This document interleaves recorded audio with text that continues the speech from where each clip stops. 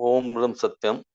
प्रभुदास जी, बड़ा ही हर्ष का विषय और हर्ष का समय है कि महाराज जी के वाणी को चेतार्थ करते हुए हमारे आदरणीय प्रेमी मनोज मिश्रा जी नित प्रतिदिन कोरोना काल से ये आपसी सत्संग की धारा को, प्रवाह को, अमृत रूपी वाणी को, वचनों को ग्रहण कर रहे हैं और करवा रहे हैं। निश्चित ये वडभागी हैं। उसके साथ हम आप सब भी वडभागी हैं जिनको इन्होंने जोड़ा और सदगुरुदेव महात्मा मंगल राम जी की संगत समतावाद, जिसको महाराज जी ने अपने रक्त से सींचा, उससे संजो के जोड़ के रख रहे हैं। उन पंक्तियों को चितार्थ करते हुए वाणी के भरम रूप संसार में सत्संग नौका जान, मंगत नित्य पधारिये, सुनिए निर्मल ज्ञान। निश्चित ही इस वाणी को चितार्थ करते हुए ये सदगुरुदेव की अपार कृपा आप सब पर, मनोज मिश्रा जी के ऊपर महाराज जी ने दी और इस सेवा के लिए उन्होंने इसको नमित किया। ये गुरुदेव की ही कृपा है कि ये उन्होंने इस चीज बात को जागृत किया और मनोज मिश्रा जी ने इसको बीड़ा का उठाया, इस प्रचारक के रूप में, भिक्षु के रूप में इसको सबको जोड़ा, सब संतों को निहाल किया। निश्चित ही इस वजह से मनोज मिश्रा जी के साथ साथ संगत समतावाद हम सब बड़भागी हैं। सबसे बड़ा बड़भाग हमारे परिवार को यह है कि परम पूज्य पिताजी को सर्वप्रथम सदगुरुदेव महात्मा अंगद राम जी ने नाम देकर निहाल किया और जब वो प्रथम बार बरेली आए तो उन्होंने पूरी परीक्षा परम पूज्य पिता डॉक्टर भीमसेन ओबराय जी की ली और परम पूज्य पिताजी ने भी महाराज जी के साथ परीक्षा दी भी और ली भी महाराज जी की। जैसे कि शेरनी के दुग्ध को संभालने के लिए स्वर्ण का बर्तन होता है, इसी प्रकार से गुरु शिष्य के बीच में संवाद हुआ। जब वो संवाद होने के बाद परम पूज्य सदगुरुदेव महात्मा मंगल राम जी ने डॉक्टर भीमसेन ओबराय जी परम पूज्य पिताजी से कहा कि ये तेरे लिए ही बरेली आए हैं और तेरे से ही बहुत सेवा लेनी है। तो महाराज जी से जब इस बारे में विचार वार्तालाप हुई और करते हुए अंत में ये हुआ कि परम पूज्य पिताजी ने कहा कि मैं तो भगवान श्री कृष्ण का अनुयायी हूं और मैं तो उनके ही अलावा कुछ नहीं जानता। महाराज जी, अगर आप कुछ कृपा कर सकते हैं तो मुझे उनसे मिलवाएं। मेरे पास उसके आगे कुछ नहीं, क्योंकि उन्हें भी भगवान श्री कृष्ण पर पूर्ण विश्वास था कि निश्चित ही एक दिन ये जरूर मेरे साथ होगा और मुझे भगवान कृष्ण, अगर मेरी अंतरात्मा पवित्र होगी, मेरे सोने की तरह से पवित्र मेरा अंतरात्मा होगा, तो उस जरूर बर्तन में, मेरे हृदय में मुझे भगवान श्री कृष्ण मिलेंगे। और वो मिले तो परम पूज्य सतगुरुदेव के रूप में महारास लीला करते हुए मिले, जैसा कि दृष्टांत में आप समझ साथ संगत सुनती चली आती है और देखती भी आई।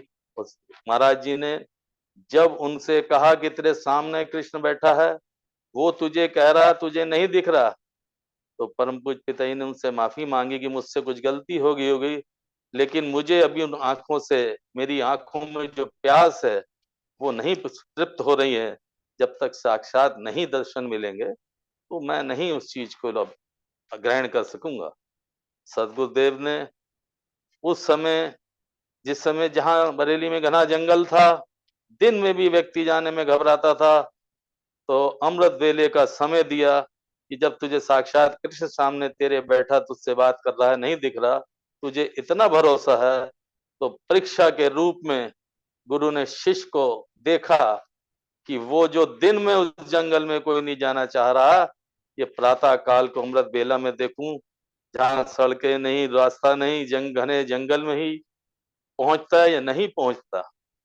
ये गुरु शिष्य के बीच की बात है, जिन्होंने आपस में एक दूसरे को सोचा, समझा, परखा, तब जाके उन्होंने शिष्य को नाम दीक्षा की तैयारी करी और उस शिक्षक ने भी अपने गुरु को ठोका पीटा और भगवान के साकार रूप में दर्शन लिए। उसी प्रकार से जिस प्रकार अब एक मिट्टी की मटकी लेने जाते हैं तो हम उसको पहले ठोकते पीटते बजाते हैं कि ये इसमें टन की आवाज आ रही है। गुरुदेव ने भी परम पूज्य पिताजी के साथ इसी तरीके की लीला करी और परम पूज्य पिता डॉक्टर भीमसेन ओबराय जी ने भी परीक्षा देने में कसर नहीं छोड़ी और वह प्रातः अमृत वेले में उस घने जंगल में जहां दिन में भी कोई नहीं जाता था वहां अपने जिंदगी और मौत की भी परवाह ना करते हुए जब घने जंगल में डरावनी आवाजें सुनते हुए भी वो घबराए नहीं और उन्होंने बताया कि एक ही अंदर से आवाज थी कि हे मेरे परमपिता परमात्मा, मेरे गोविंद, अगर मैं जीऊंगा भी तेरे नाम से और मरूंगा भी मैं तेरे नाम से, इस विश्वास के साथ चलते रहे, पढ़ते रहे। जिस प्रकार महाराज जी ने स्पष्ट वाणी में भी कहा है कि इक परमेश्वर ध्याय लो, दूजी तज मनास, मंगत सब कुछ देते है, रख पूर्ण विश्वास।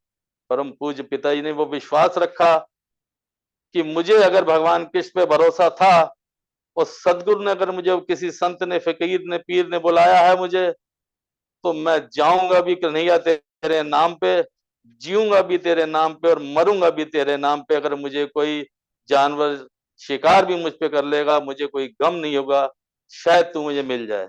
और उस भरोसे से सदगुरु की वाणी से अपने जीवन का भी वो ना भरोसा करते हुए कि मेरी मौत रहेगी जिंदगी और पहुंचे और जाके परम पूज्य पिता ने बताया कि पीछे तब देखा तो डरावनी आवाजें, साइकिल से जा रहे थे तब सड़कें भी होती नहीं थी, लाइटें भी होते नहीं थे, खंबे भी नहीं थे, घना जंगल था।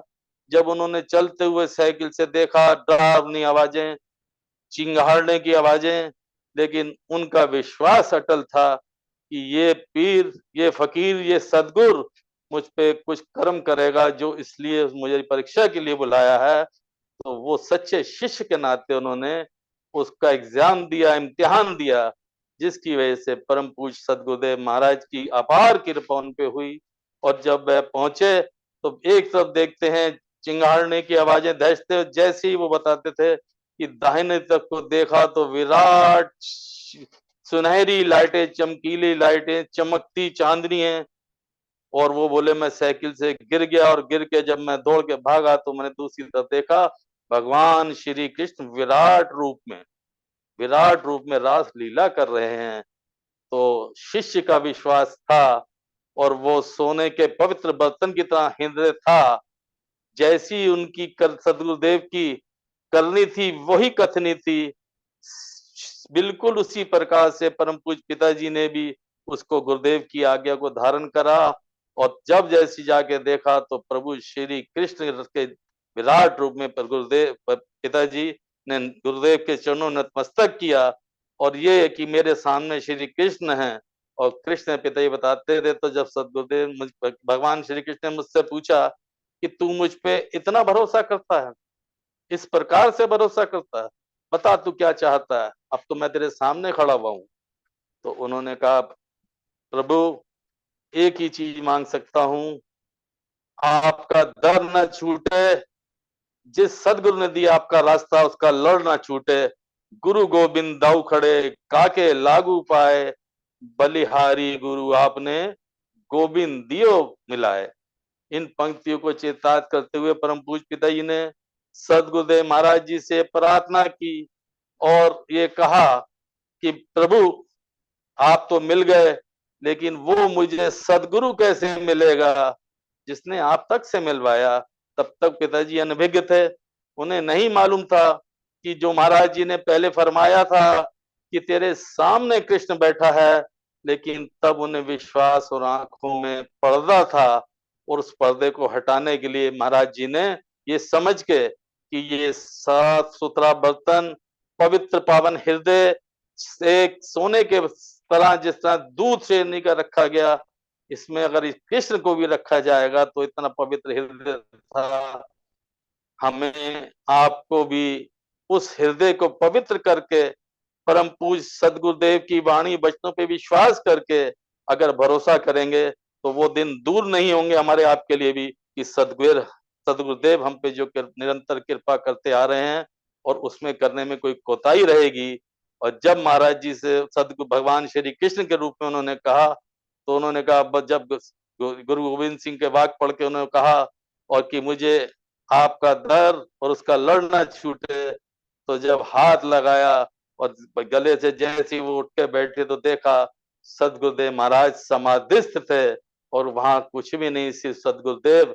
और वो देख के पिताजी के अश्रुपात हुआ और बोले, मैं कितना मूर्ख, कैसा जीव कि साक्षात ब्रह्म, साक्षात कन्हैया, साक्षात ईश्वर मेरे को सचेत कर रहा है कि मैं तेरे सामने बैठा हूं, तू देख, तुझे क्या दिख नहीं रहा, लेकिन मैं इतनी बड़ी परीक्षा ले गया। तो जब महाराज जी समाधिस्थ होने के बाद उन्हें कहा, लाल जी, तब महाराज पिताजी ने उनसे कहा, गुरुदेव, मैं नहीं जानता था कि आपकी वाणी और आप साक्षात ब्रह्म हैं, साक्षात कृष्ण हैं, मुझे क्षमा करें और आज्ञा दें, आदेश करें। इस तरीके से गुरु शिष्य के बीच में संवाद हुआ और फिर बाद में समय आने पर परम पूज्य पिताजी को महाराज जी ने नामदान दिया। उस नामदान के लेने के पश्चात पिताजी का एक प्रयास था कि मैं परम पूज्य माता जी को भी नामदान दिलवाऊं।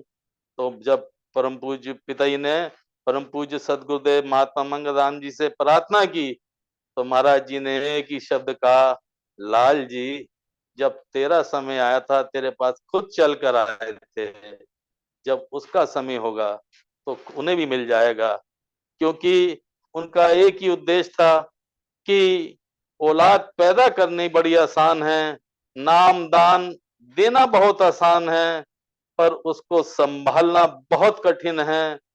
निश्चित ही आज हम वडभागी जरूर हैं, उन गुरु सदगुरुदेव की कृपा भी अपरंपार हम पर है, हमारे परिवारों पर है, क्योंकि हम संगत समतावाद वट वृक्ष कल्प वृक्ष के नीचे गुरु रूप परिवार के नाते सब लोग जुड़े मिले। और दास को ये एक बीज बात याद आता है कि जब, क्योंकि सब जगह सत्संग प्रतिदिन हुआ करता था, अब तो हफ्ते हफ्तेवारी हो गई है, प्रतिदिन की बारी भी हम लोग विलुप्त करते जा रहे हैं। हम अपने बच्चों को क्या दे रहे हैं? अच्छा पढ़ना, अच्छा अधिकारी बनना, अच्छा व्यापार करना, कभी ये संस्कार देने की कोशिश नहीं करी कि हमें अनमोल धन प्राप्त हुआ था। जैसे मीराबाई कहती है, पायो जी पायो, मैं तो राम रतन धन पायो, वस्तु अमोलक दीनी मो, कृपा कर दर्शायो। ठीक उसी प्रकार से परम पूज्य सतगुरुदेव साक्षात ब्रह्म, साक्षात परमेश्वर ने उन पे कृपा करी और उस परिवार के हम वंशजों पुत्रों में से हैं।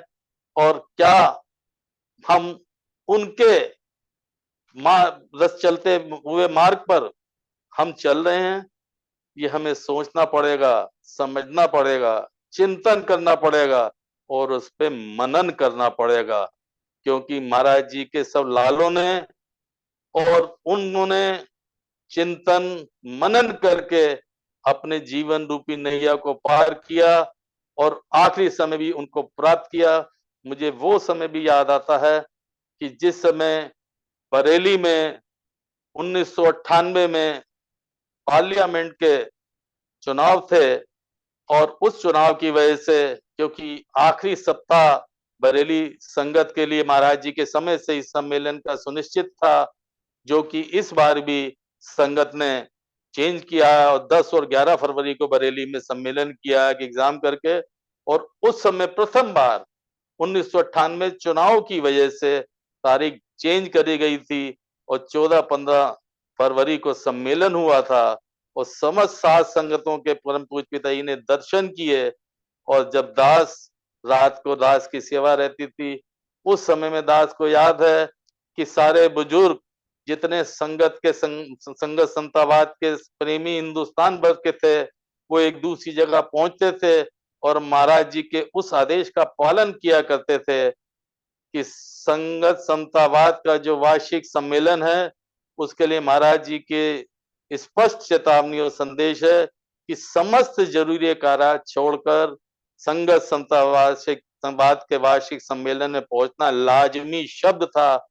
और दास ने ये देखा और दास को ये सौभाग्य मिला कि बचपन से ही परम पूज्य माताजी के साथ, पिताजी के साथ, उनकी गोदी में रहते हुए भी, और जब तक उनका जीवन रहा हिंदुस्तान में जहां जहां, चाहे वो पंजाब रहा या वो दिल्ली रहे या हरियाणा रहा, चाहे बिहार रहा या बात उत्तराखंड है या उत्तर प्रदेश, जिस प्रकार भी जहां जहां रहा, तो नियमित परम पूज्य पिताजी और परम पूज्य माताजी के साथ दास को सदैव जाने का मौका मिला।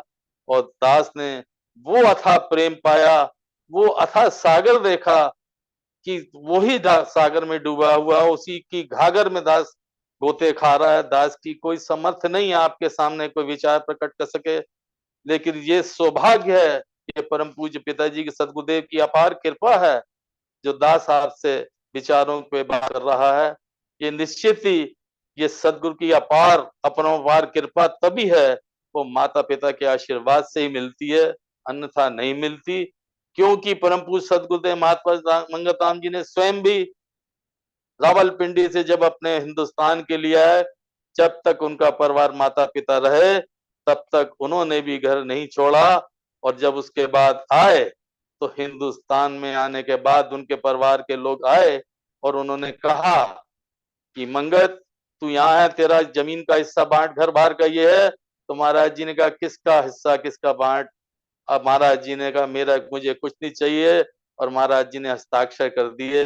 जरा हम झांक के देखें, क्या हम अपने सदगुरु को तो मान रहे हैं, हम वाणी सुन रहे हैं कि एक परमेश्वर दयाले दूजी तज मनास, मंगत सब कुछ देते रख पूर्ण विश्वास। क्या उस पे हम कायम हैं? क्या उसके ऊपर हम विचार कर रहे हैं? क्या हम चिंतन कर रहे हैं? क्या हमने महाराज जी का एक एक वाक, दास की समर्थ नहीं है कोई भी, आप श्री समता विलास, श्री समता प्रकाश, जिस भी किसी की जीवन गाथा, मेरे गुरुदेव जिसको भी आप उठा के जो भी पंक्ति पढ़ेंगे, ऐसे लगेगा गुरुदेव गुरुदेव सामने बैठे हैं और आपसे वार्तालाप कर रहे हैं और आपको ये संदेश दे रहे हैं। ये हमारे अंदर समर्थ नहीं, ये सदगुरु की ही कृपा है। क्यों? वह एक मां रूप में है, मात पिता तुम मेरे, क्योंकि वो हमारे माता पिता के रूप में हैं। तो हम जगह जगह पे वो हर जगह दे रहे हैं। महाराज जी कह रहे हैं सब जीवों से प्रेम हो, तन मन सेवाधार, सब जीवों से प्रेम हो, तन मन सेवादार, समसा साधन पाए के नित परसा जय जयकार। मैं देखूं क्या मेरे जीवों से प्रेम हो रहा है? हम कहने को समतावादी हो रहे हैं, हमारे बुजुर्गों को महाराज जी लाल की श्रेणी में आ रहे हैं, क्या हमारे लालों के लाल, या हम क्या कर रहे हैं? एक शमशान घाट पे जाने पर हम लोग एक नहा के चले आते हैं कि आके नहाएंगे कि साहब हम शमशान घाट पे गए, और हम जीवों से प्रेम कर करके बेजुबानों को काट कर खाने में, पीने में, मांस मदिरा में जीवन व्यतीत करने में, या उस दिनचर्या का जीवन पालन कर रहे हैं? क्या जवाब देंगे? किस तरीके से हम सोचेंगे? हमें बहुत अच्छे से याद है कि परम पूज्य पिताजी जिस प्रकार से आदरणीय प्रेमी मनोज मिश्रा जी नित्य प्रतिदिन अध्ययन कर रहे हैं, करा रहे हैं। परम पूज्य पिताजी हम चार भाइयों में से बड़े भाई ओम ओबराय निरंकार ओबराय जी को एक दिन साइकिल पे बिठालते थे और दूसरे दिन सतप्रकाश जी और मेरे को साइकिल पे बिठाल के नित्य प्रतिदिन आश्रम और मंदिर लेके जाते थे। आज वही उनकी कृपा बरकरार है, उसको आगे नहीं हम कर पा रहे हैं, इसमें कोई दो राय नहीं है। लेकिन अंतरात्मा से ये जरूर रहता ही है, तरंग उमंग रहती है कि गुरुदेव आपने उस समय भी कृपा की है, अब इस समय भी आप कृपा करेंगे तो निश्चित ही हमारा बेड़ा पार होगा, और हम उनकी बातों को मनन करेंगे और एकाग्र होके, एक चित होके अगर हम अध्ययन करेंगे तो निश्चित ही हम कामयाबी की होंगे। क्योंकि ये सत्संगशालाएं, ये आश्रम, ये जितने भी बने हैं, दास को बड़े अच्छे से याद है कि जब जगाधरी सम्मेलन में जाते थे तो तांगे से जाते, तब वहां भी सड़क नहीं होती थी। बुढ़िया चौक से आश्रम तक पहुंचने के लिए ऐसे लगता था कि अब तांगा पलटा, पहिया टूटा।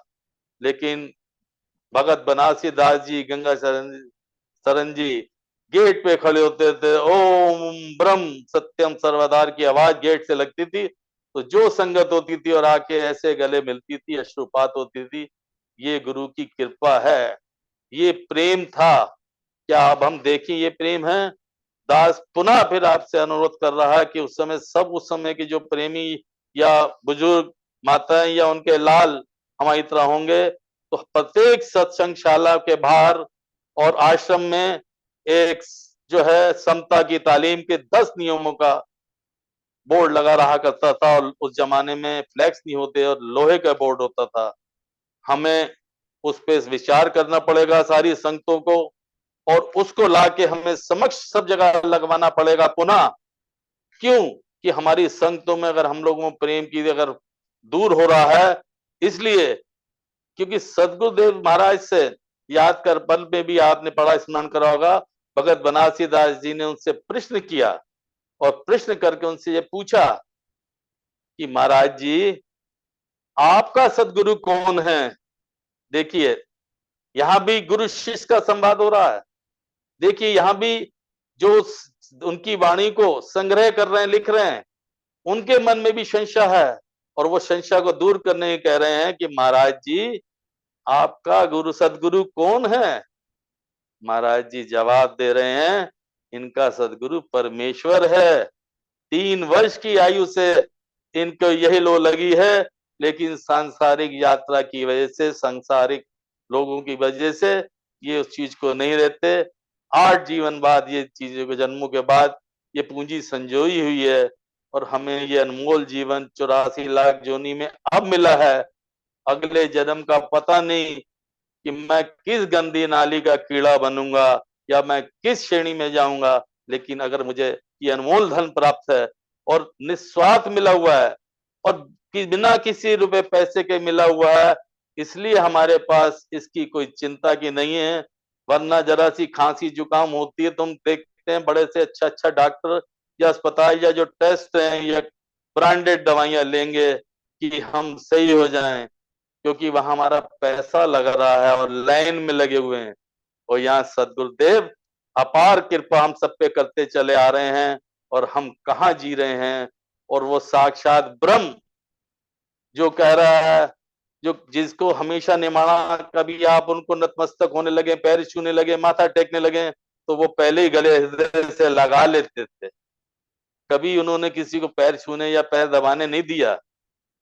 मैंने जीवन में दर्शन नहीं किए, लेकिन परम पूज्य माता ही से, पिता ही से इन सब चीजों को सुना।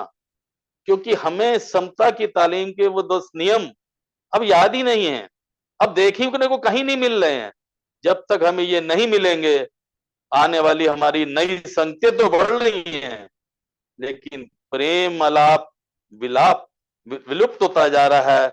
उसकी कमी मेरी स्वयं की होगी। मेरी सब संगतों के चरणों में प्रार्थना है, क्योंकि सब ऑनलाइन जुड़े हुए हैं, तो सब अपनी अपनी संगतों से प्रार्थना जरूर करें कि हम सर्वप्रथम ये संगत समतावाद की जो नियमावली 10 जो थे तालीम के, वो लगे, जिससे आने वाली संगतें, नई जुड़ने वाली संगतें जो महाराज जी के संदेश को ग्रहण करना चाहती हैं और चाह रही हैं और संगतें बढ़ रही हैं, उस प्रेम को और बरसाएं, जिस उन प्रेम को खून के आंसू से बहते हुए मने दास ने स्वयं अपनी आंखों से देखा, और बुजुर्गों को रहते हुए और महाराज जी के लालों को रहते हुए उन परिवारों को देखा।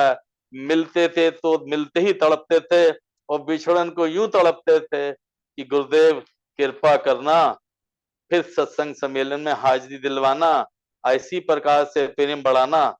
तो हमको सबसे पहले अपने आप से जागरूक होना पड़ेगा, और अपने बच्चों को भी, जिस प्रकार से परम पूज्य पिताजी ने हम लोगों को, उस जमाने में साइकिल थी पिताजी के पास, और पिताजी का एक पैर छोटा बड़ा था, फिर भी उन्होंने नियम से दोनों बड़े भाइयों को, बच्चों को सुबह बिठालना, अगले दिन ड्यूटी फिर दोनों छोटों की लगाना, नियम से लेके जाते थे। हम लोगों को इस पे विचार करना पड़ेगा।